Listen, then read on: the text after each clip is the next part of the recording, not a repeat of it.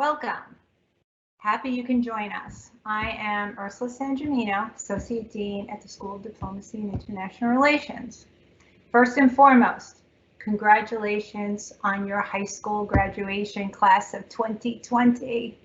And now, congratulations on your acceptance to Seton Hall School of Diplomacy. I've seen the SATs, seen the ACTs, and the GPAs. Amazing. Be proud. You worked really hard to get here. This freshman class truly has exceptional academic credentials. I know you're ready for the next step.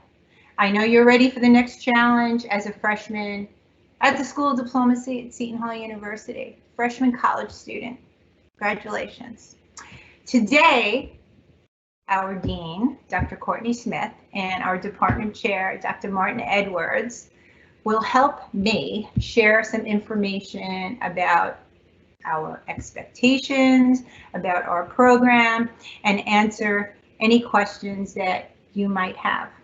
So I'm going to turn this over to the Dean of the School of Diplomacy and International Relations, Dr. Courtney Smith. Thank you, Dean Sangiamino, and let me add my own words of welcome to all of you joining us today. We're very excited to have you come study with us at the School of Diplomacy at Seton Hall University. And there's a lot of reasons why we like to highlight our programs, and we're really eager to show you those over the next few minutes and then answer your questions. As you can see on the screen now, we like to provide great opportunities for our students.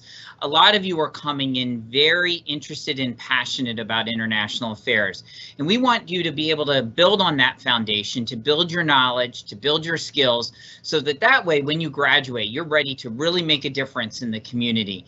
And that's going to involve a lot of different things that we will offer to you, and you should start taking advantage of those right as you join us for your freshman year, so that way you can really make the most of your time with us. We're going to talk about how our location, we're at a large university located very close to New York City and all of the international diplomacy that it has to offer, but we're a small program. We have about 375 undergraduate students, so we have a very good sense of community, very strong relationships with our students and faculty that you'll hear about in just a few minutes, and it's a really wonderful place to study international affairs. But we also take you to other locations. We have a semester in Washington, D.C. program that you'll hear about, and we also have the opportunity to have you do professional internships around the world and to do study abroad opportunities. We'll go over all of these for you. A number of these programs are on campus, so we'll start with our academic programs in just a minute and talk to you about the different options you have there to customize your degree so it's right for your own career trajectory. And at the same time, we have the wonderful off-campus opportunities. Finally, you're going to be doing this experience with really wonderful people around you. That includes your fellow students and the faculty members that you'll meet with along the way. And so in order to learn more about our students and faculty members, I would like to turn the program over for a few minutes to our department chair, Dr. Martin Edwards, so he can give you an overview of the people you'll get to learn with here at the School of Diplomacy. Thanks, Dean Smith. Good morning, everybody. We're really proud of our faculty community here. Sort of as department chair, since that language might not have any resonance to you, I'm sort of like the leader of the orchestra in some sense. If you think about the faculty as an orchestra, it's my job to get them all playing on the same notes and get them all playing the same tune. So we have a full-time faculty of 16, and we're incredibly proud of our accomplishments. We've been recognized with diplomacy as home to 4 faculty who've been recognized at the university level as a diplomacy teacher of the year. So most recently, Dr. McCormick Hale, which was just this past spring. We also have 2 university recognized researchers of the year on our faculty. So for us, the important thing to note is that these are incredibly accomplished people, and we, in some sense, punch above our weight. Well, also, the way that we work is through student collaboration through research centers, of which we have 4. So the Center for Global Health Studies, which is led by Dr. Yanjong Wang, the Center for Emerging Powers and Transnational Trends, which is led by Dr. Anne Marie Murphy, the Center for Peace and Conflict Studies, which is led by Professor Zheng Wang, and the Center for UN and Global Governance Studies, which is led by Professor Brian Muzas. I flag this for you now because as you see events in the coming weeks, once fall starts to hit, these are important opportunities for you to take advantage of and kind of help build your network by connecting you with faculty and students who are interested in the same substantive topic. Next slide, please. Okay, so obviously, we think you're great. We're glad you're here, and you are. Just simply put, we tell our story that if diplomacy didn't exist, the university would be much in some sense poorer for it, right? Because almost 2/3 in fall 2019 of the dean's list was comprised of diplomacy students. Okay. So there are a number of opportunities for you to get engaged academically. We encourage people to double major and do minors, and so it's customary for students to have double majors or multiple minors as they graduate. The important thing obviously is to plan, but the curriculum is plenty flexible so that you can schedule all of these things if you're diligent. There are also a number of student organizations that you can take advantage of. We obviously host a campus chapter of the United Nations Association. We host a UN association for New Jersey high schools, but we also have a traveling model UN team. We're also host to umbrella organizations addressing undergraduate diplomacy students. So this is UDSA. And we also have ample opportunities for you to explore sort of the world of media as it relates to diplomacy. We host a student newspaper, we host a student radio broadcast, and all of these things are student initiatives, right? And this will tell you a lot about kind of our culture. The one thing that I think that it's really important for me to give you today are a couple of things. We know a couple of tips for you to succeed. We know this isn't the semester you had planned, right? We're all well aware of that. But it's important for us to think, how can we succeed in this environment? So I'm going to give you 5 pieces of advice. Okay. First, obviously be present. Okay. And that means be active in your classes. Your classes, if you meet in person or online, there will still be plenty of ways for you to be active and participate. And it's really important that you do that you make connections to your faculty right out of the gate. That's a huge, important piece to everyone's professional development. Second thing you're going to want to do is listen. We're going to tell you a lot, right? We're going to convey a lot of information to you. It's important that you read emails, right? It's important that you read the school's electronic newsletter when it comes out so that you're apprised of what's going on. Okay. Third piece of advice I'd give to you is make connections. Talk to faculty. Faculty office hours will be posted. Faculty office hours will be digital, but you'll find that all of my colleagues are happy to talk to you at any time. So think about it as an opportunity for you to interview, in some sense, faculty you might take classes from in the coming years. Fourth piece of advice I'd like to give you is to ask questions. We'll give you lots of opportunities to connect with the school, and it's vitally important that you take advantage of those. Okay? And then the last piece of advice I'd like to give you is to be mindful that you need to do well in all your classes, but you also need to start mapping out your career trajectory. So it's important that you use this time to explore, right? We'll talk about what your degree plan looks like. It's important that you start to sort of build that out and have a sense of where you want to go. And it's also a good opportunity for you to learn about internships, which you're all going to take. And that's obviously one of the things that drew you to our program. Okay, so with those 5 pieces of advice, I'd like to hand you back to Dean San Gimino. Great, thank you. I have 5 pieces of advice as well.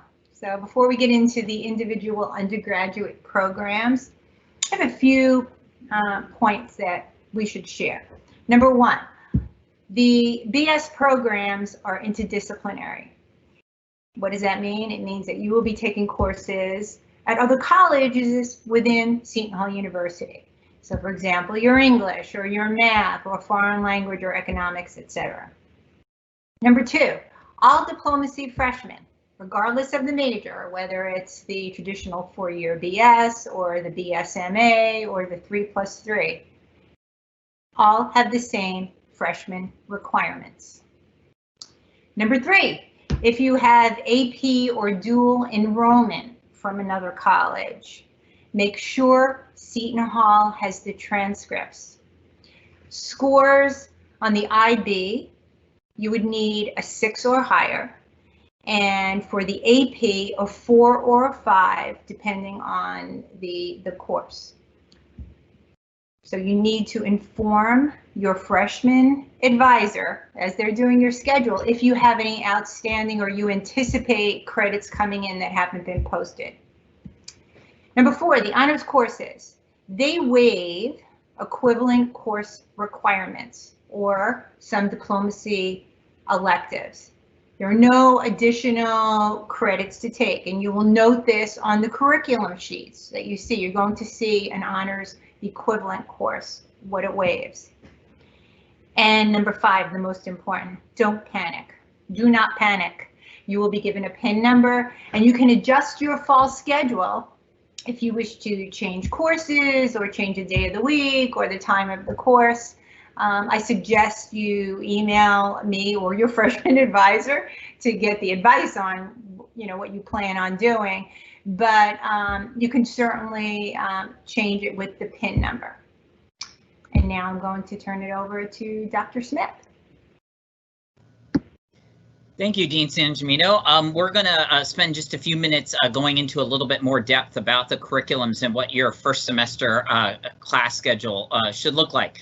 Dean Sangemino mentioned several things that are common about all 3 of the different majors that you may have, whether you're in the 4-year Bachelor of Science program, the 5-year Bachelor of Science and Master of Arts program, or the 3+3 where you're earning our undergraduate degree and your law degree.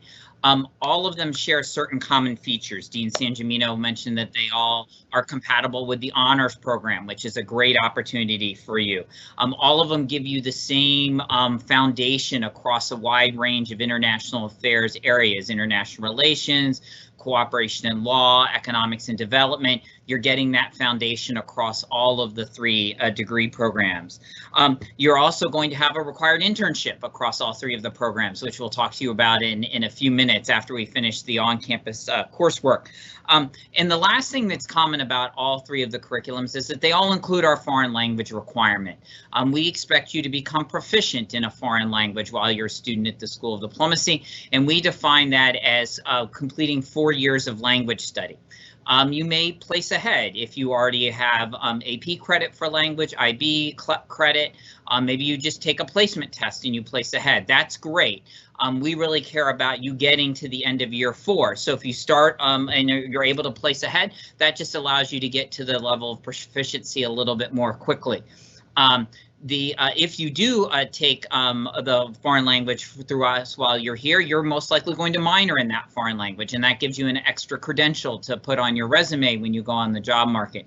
And you can see at the bottom of the screen that we have 8 different foreign languages to choose from. 3 of those foreign languages are on the State Department's critical language list. That would be Arabic, Chinese, and Russian. 2 of them are very common and widely spoken and very useful around the world. That would be French and Spanish. And then some of them are more particular to certain types of careers and plans that you have, and that would be German, Italian, and Japanese. So all of you are, no matter which of the programs you're in, are required to take 1 foreign language. We encourage you to, whichever that language is, to start it right away in your freshman year, whether you're starting from scratch. We build it into the curriculum all 4 years, so you could start a new language or you could continue one that you've already been taking beforehand. Either way works well with our curriculum. If we could start then talking about some of the differences in the curriculum give you different ways to accentuate your degree, and you've applied into one of these, but it is possible to move between them. So the benefits, if we could switch to the next slide, the benefits of our four-year program is it gives you the most flexibility to specialize at the undergraduate level.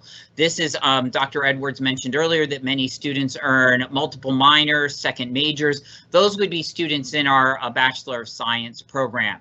You see that 32% have a second major, and a lot of those second majors either fall in modern languages. That would be students that are not taking just one language, but they're taking two languages all the way through their studies here, or students that are interested in economics. That's our very popular minor for us, and it's also our second most popular double major. But there's many other choices that you can do. A lot of the languages have cultural and area studies minors that complement them. And so if you're taking Russian, you might want to do Russian and East European studies.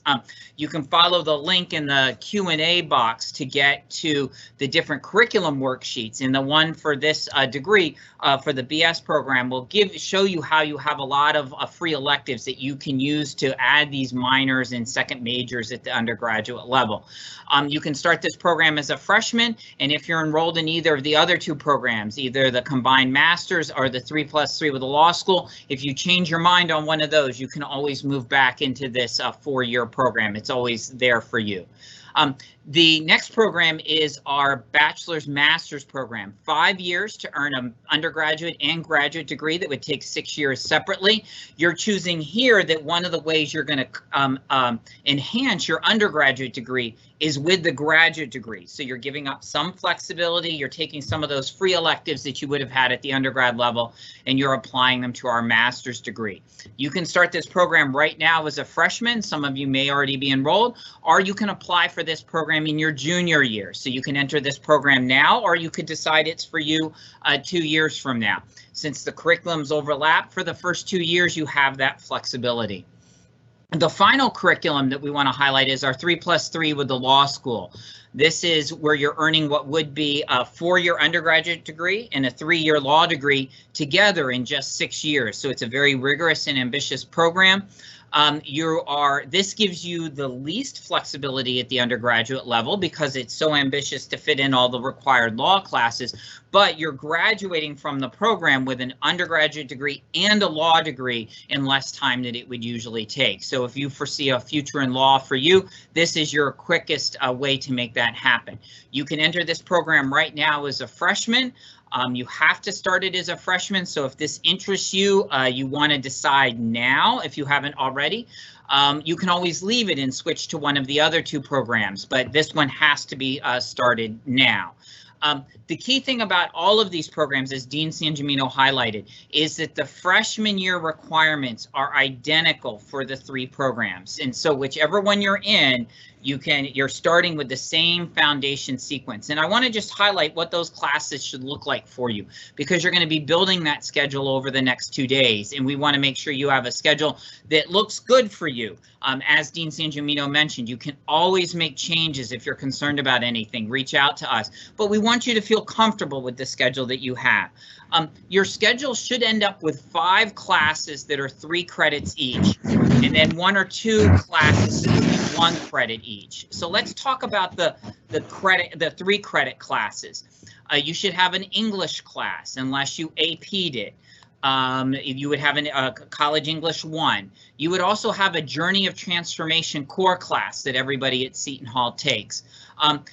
Dean Sangiamino mentioned the honors overlap a few minutes ago. If you're in the honors program, you would take a 6-credit honors colloquium that would replace the English course and the Journey of Transformation class. Okay, so this will be 2 of your 5 classes will be English and Journey, or honors will take the place of those 2 classes.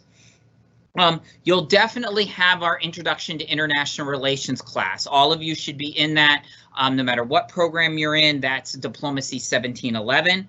And you'll have a language class, as I mentioned a minute ago. If you've already started a language, definitely take the placement test.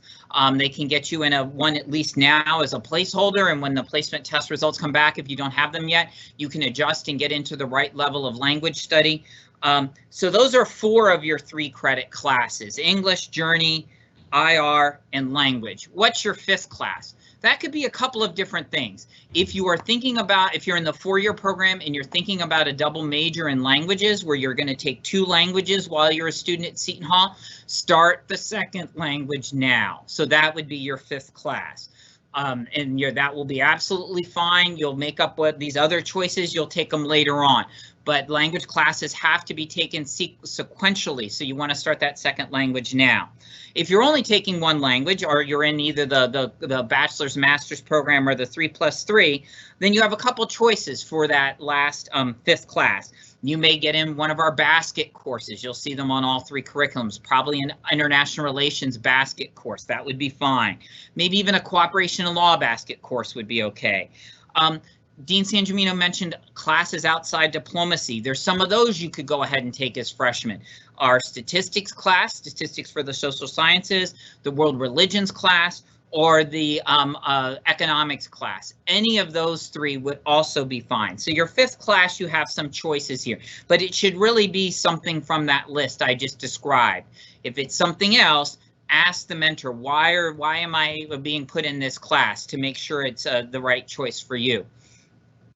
The other 1 credit classes you'll take a university life class. It's 1 credit, and depending on which language you pick and what level of language you're in, you may have a 1 credit language lab. So you should end up with either 16 or 17 credits for your fall semester.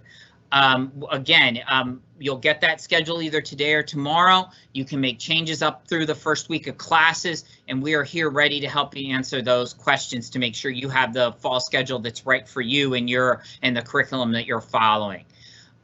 So that's about the curriculum on campus. Now we want to start talking about some learning opportunities off of campus. And to begin that, I'm going to give it back to Dr. Edwards to talk about our study abroad opportunities. Dr. Edwards. Thanks. So obviously, one of the other things that we try to do is offer a range of study seminars. We haven't scheduled these for the spring yet because, of course, we need to get a better sense of where we're at with the virus. But in past years, we've gone. Last year we went to China. Several years ago, the Obama administration, we did Cuba. We've done Cyprus. Ethiopia was just this past spring. Portugal was one that we've done in previous years, as well as Rome and Spain. And then this last spring, we had a study abroad opportunity that was entirely digital, that was taught with UNITAR, which is a UN training outfit, a UN training bureau that is based in Geneva. So students were remote and still took advantage of all of that work. They ended up with a certificate out of it. So we will, begin planning what these seminars will look like moving forward, and then we'll make announcements available well in advance so that you can learn about them, so that you can come to an information session, ask questions, and so ultimately that you can sign up. All of these will be 3 credit classes, and there'll be some work done ahead of time, and then of course you go and have the study experience, and then there'll be some work for you after, reflection papers or essays where you talk about what you've learned and how that's and sort of what your takeaways are from the whole experience. So again, just referring to that advice to listen and pay attention. We'll make those announcements in due time in the coming months. And now I'll kick it back to Dean Sangiamino. Thank you, Dr. Edwards. Internships. The School of Diplomacy requires at least 1 internship. Many students opt to take 2. Seton Hall has a career center for careers and internships, but the School of Diplomacy has Dr. Catherine Ruby. Dr. Ruby is dedicated to working with each student on internships, career development, and we also offer professional development guidance. Our students secure high-profile internships, and I have to say it's not by chance. So how does it happen? Okay. You have to take advantage of everything that we offer. We offer the workshops, we offer the additional training, the lectures, networking opportunities. I want you to keep in mind, and we've also, my colleagues have said this, right? You need to take advantage of everything that we offer, the opportunities that we have. This past year, we posted 637 internship opportunities. And when we post these opportunities, okay, to our diplomacy students, you know what the requirements are, what the deadlines are, the position description, the contact information. I mean, we really give you a nice little overview to help you choose an internship that you're interested in. Dr. Ruby also sends out 18 bi-weekly internship opportunity emails that go directly to your Seton Hall email. Okay, ignorance is not an excuse. We know it went to your Seton Hall email account. So, be mindful of them. Even as a freshman, if you're not ready to take an internship, and you wouldn't as a freshman, you should be aware of the opportunities that are out there. Start your work now. The preparation for your internship begins now. And I would really like to see you work this summer on building your portfolio. You're going to start. You're going to be a freshman. How?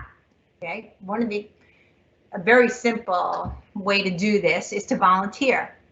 Think about different ways of engagement.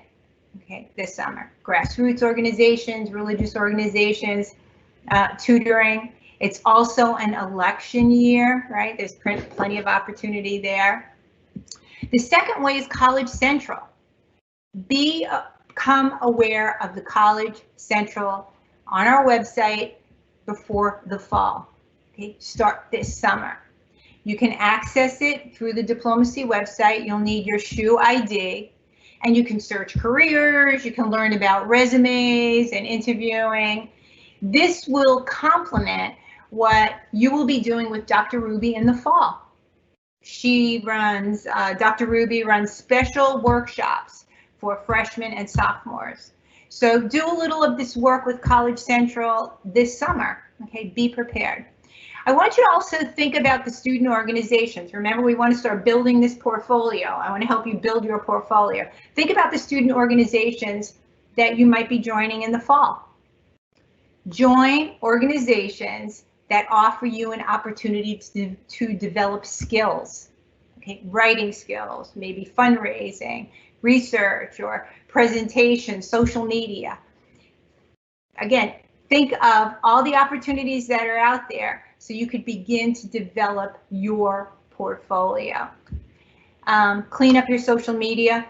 All right, employers and internship host sites go back 2 years, so start looking at your digital footprint.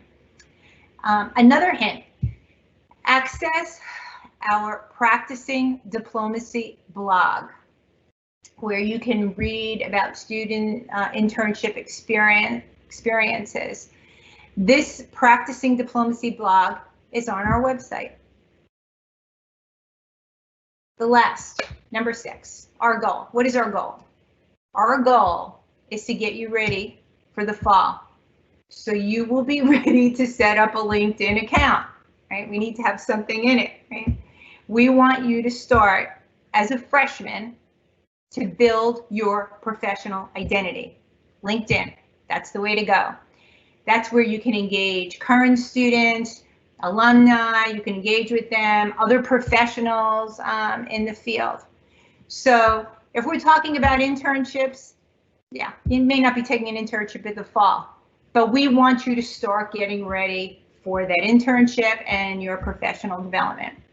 So on the next slide, if I can go to the next slide, you're going to see some internship sites.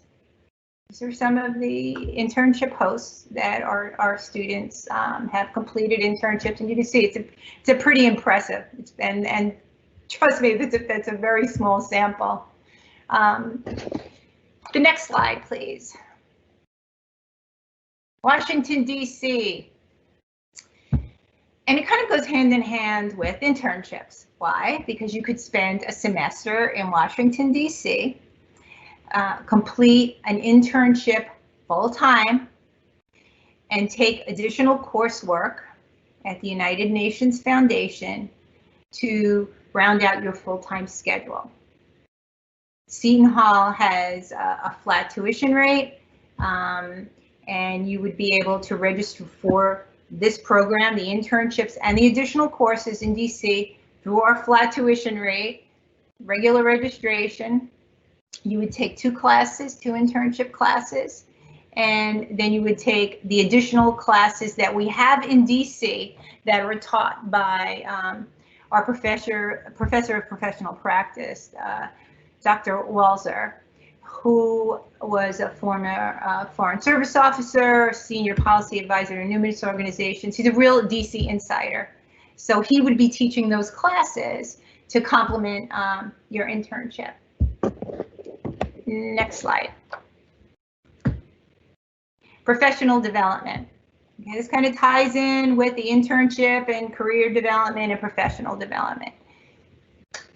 The employment market is constantly changing, and it really goes beyond academic credentials to include now skill sets.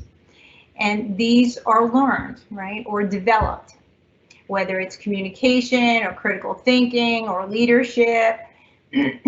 We offer workshops, okay, that will be of value in on your professional portfolio and in your professional development. These workshops are truly an asset. You need to know and understand what these skill sets are right now, that it's much more today than just a resume. The days of just sending out a resume are over. They're looking for skills. What skills do you have? That sets you apart on an internship or an employment application. But what I hope you're hearing, and we keep saying over and over, it's a developmental process. We have to start as freshmen so that when you're ready to move on to an internship or make a career move or go on to grad school, you're ready. You're developed to a professional level that we're proud of. So again, success is not by chance. I would encourage you to take advantage of everything that we offer. And again, ignorance is not an excuse. You will get emails when these workshops are being offered. So I really encourage you to attend them. Next slide. We also offer career days. We have a DC career day. We have a New York career day. And what we do is we bring students to visit different organizations for informational interviews. They meet some alumni, they attend meetings at these sites. And this has been very, very helpful for the students. More often than not, you have a little bit of an idea about something. But as you can see, they're all professionally dressed. They have professional resumes, and it's a great learning experience for the students. Next slide. So where do diplomacy students go? What do they do? The employment data. And now this changes, obviously, but right now it's about 40% of our alum go into the private sector, 22% in the public, and 38% in the nonprofit. You can see some of the top employers.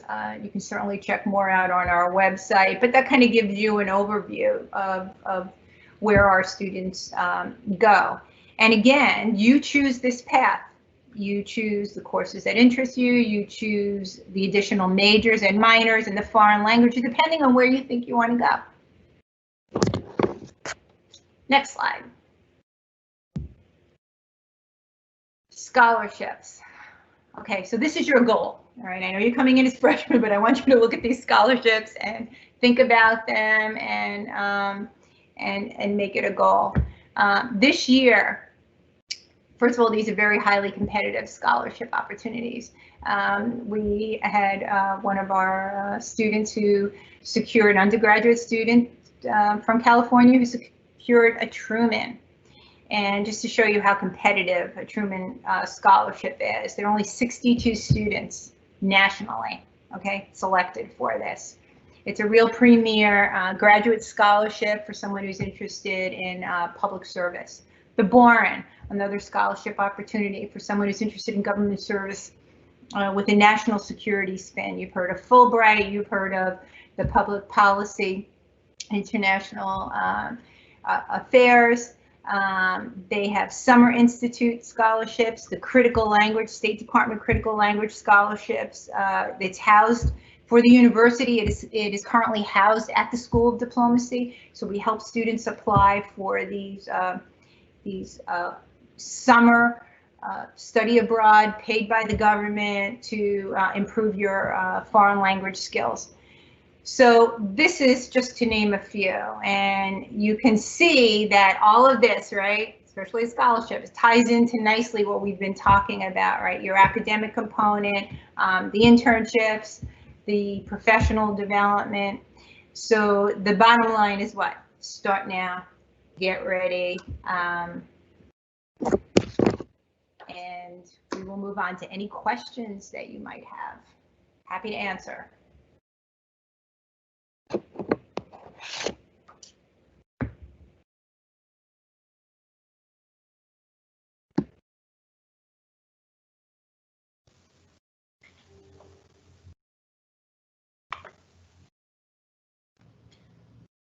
Okay, so there are a number of questions that we've got from the audience.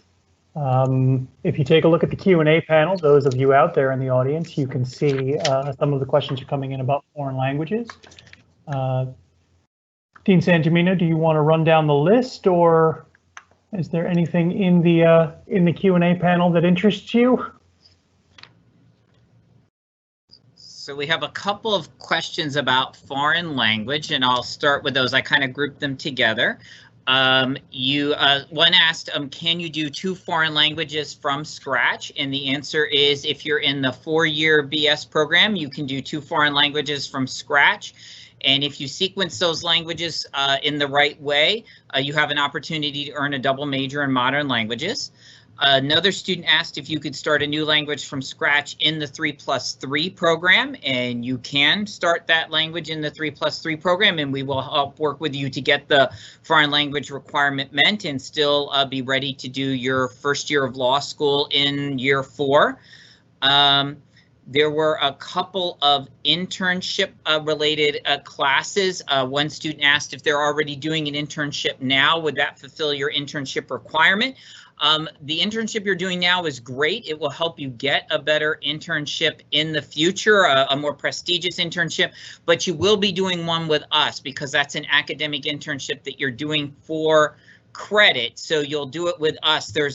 While you're doing the internship, you're doing coursework with us. So you will do at least one more internship with us, but definitely get the experience now. That's excellent. Another student asked if you could do internships over the summer. And you can. Just be aware, and many students do, especially if they want to go abroad or maybe do an internship back home. Just please be aware that the comprehensive tuition that Dean Sangemino mentioned earlier only covers fall and spring semesters. So if you do decide to do an internship in the summer, there is an extra cost for that, but that may be worth it depending on what your internship goals are. Speaking of the DC program, students asked if Seton Hall scholarships apply if the semester you're studying in DC, and they do because those are Seton Hall courses. Another student asked if Seton Hall scholarships apply for study abroad, and they do if you're doing one of the short-term trips that Dr. Edwards mentioned, because those are Seton Hall programs.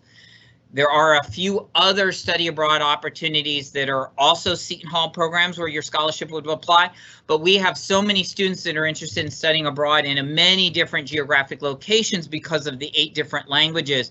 And so sometimes you'll take those programs through outside providers where the Seton Hall scholarship will not apply.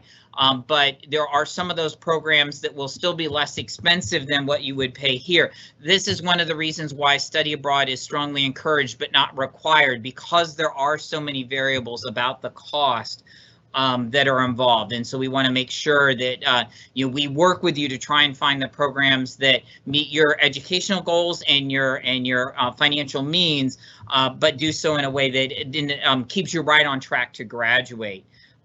A student asked if you could do the DC program in the 5-year program, and the answer is yes. In fact, you could choose to do it at the undergraduate level or the graduate level, either one. Someone asked if you could do DC in the 3+3 program of the law school. That would be very challenging. But you could do an internship in DC in the summer if you wanted. And the same student asked about study abroad and whether you could do study abroad with the 3+3. And that's where we'd advise you to think about a summer study abroad if you're in the 3+3 program, because you're really going to need every fall and spring semester to be on campus, given the rigor of those degree requirements. Those were the questions that were posted before I started answering. I'm sure some others, it looks like, have come in, but those were the ones I got to so far.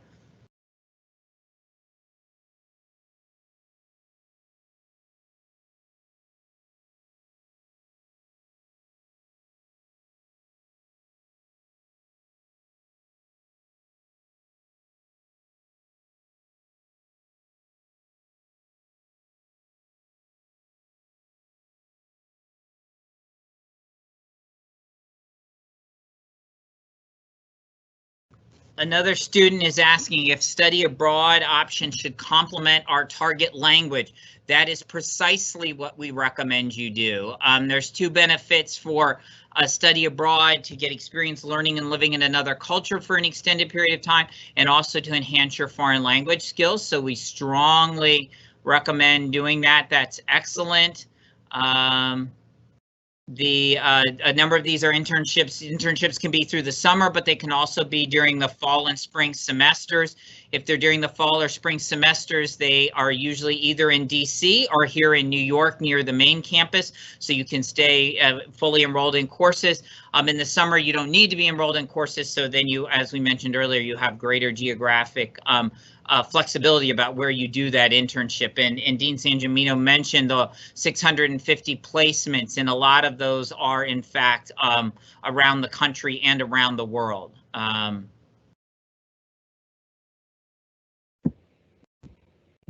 Okay, I see a student has a question about your placement, your foreign language placement. It appears that you tested beyond the advanced requirement. So yes, you can begin another foreign language, unless English is your foreign language. So I'm happy to chat. It's a great opportunity to be multilingual. So let's chat about another foreign language. Shoot me an email. Happy to work directly with you.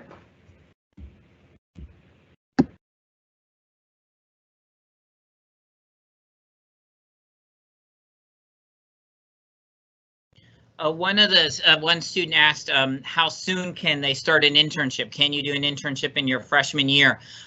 If you're going to do just one internship for academic credit, we recommend you do that when you're in your junior or senior year, because that's when you have the capacity to get a more prestigious internship, because you'll have more experience in the field through your courses, and you'll have also had the opportunity to build more professional skills on campus through student organizations like Dean Sangiamino and Dr. Edwards were mentioning. If you're going to do 2 internships for academic credit, then it can make a lot of sense to do one perhaps as a sophomore, and then use that as a springboard to get an even more prestigious internship as a junior or senior. If you want to do an internship on your own just to help build your resume, you can certainly do that during your freshman year. That's absolutely fine.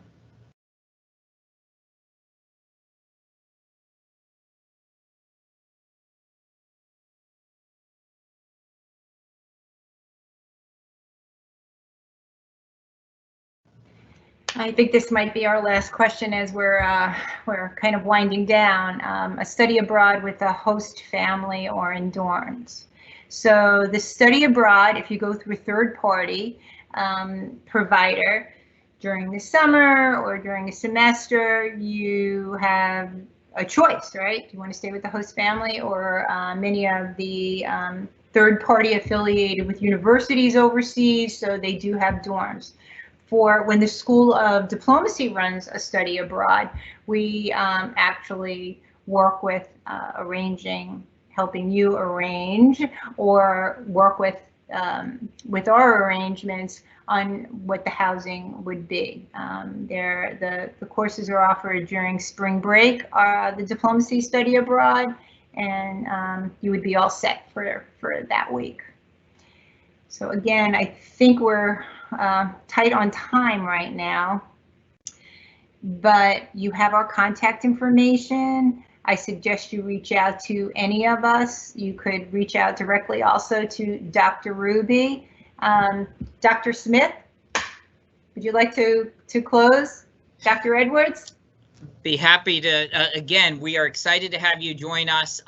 We really encourage you to take advantage of contacting us in the time between now and when you arrive on campus. We very much look forward to seeing you in person and to spending the next few years with you we have a strong culture of student engagement, and the students over the years have played a very active role in building our school. Not just in terms of the student organizations that Dr. Edwards highlighted, but all elements of the school are heavily infused with student leadership, and we count on you to help continue that tradition when you arrive with us, and we're excited to have you here, and go Pirates.